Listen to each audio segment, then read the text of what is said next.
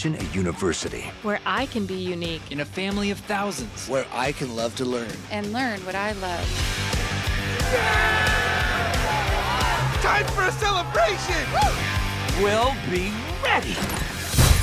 Monster Academy, c'est un peu le retour de Pixar, en tout cas c'est mieux que Cars 2 avec Rebelle, ce qui est déjà pas mal. Alors la bonne nouvelle, c'est que Pixar a un peu arrêté avec les catastrophes Cars 2 et Rebelle.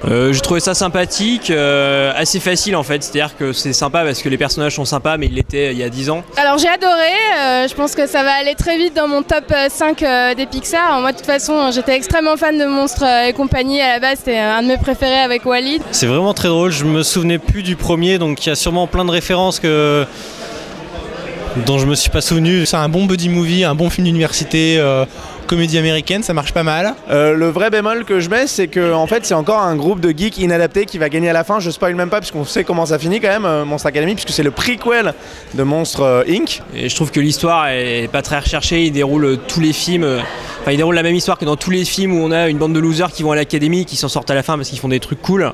Il y a un dernier acte un peu long, c'est marrant, mais ça manque encore de ce petit truc qu'ils arrivent à faire des fois. Je sais pas, il y a des petits messages, bon, comme d'habitude, hein, les films animés américains, il y a toujours une petite morale, mais je trouve que la morale, elle est plutôt bien passée. Donc c'est assez marrant, ils usent bien des gags qui sont liés aux monstres. Ok, les geeks ils sont sympas, mais il faudrait juste se renouveler un peu. Après c'est Pixar, techniquement c'est pas mal, c'est rythmé. C'est très beau, la musique est entraînante et les blagues sont drôles durant tout le film, donc c'était vraiment génial. Donc ça remonte le niveau, on espère que c'est sur la bonne voie. Les voix sont dingues, donc c'est pas mal, ça manque un peu d'émotion. Il y a un moment, il y a un petit coup de mou au niveau du rythme. C'est super tout public, c'est très coloré. Je sais pas, j'ai passé un très bon moment en tout cas, et le final pour le coup, il faut rester jusqu'au bout parce qu'en fait il y a une scène juste après le film, elle met très longtemps à arriver et on comprend pourquoi. Et puis voilà, c'est toujours aussi drôle, toujours aussi touchant, ça parle aux enfants, ça parle aux adultes, il y a toujours un petit message derrière pour les gosses, une petite morale, et puis moi j'aime beaucoup. Mais en soi ça reste assez plat et ça reste quand même un Pixar tout à fait anecdotique, même si c'est assez sympa à regarder. Voilà, mais c'est pas mal, c'est moins bien que le premier quand même.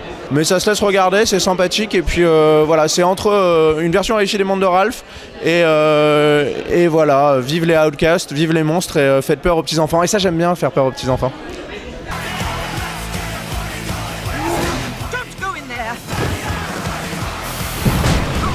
Just reach deep down and let the scary out. Tonight we party like scammers!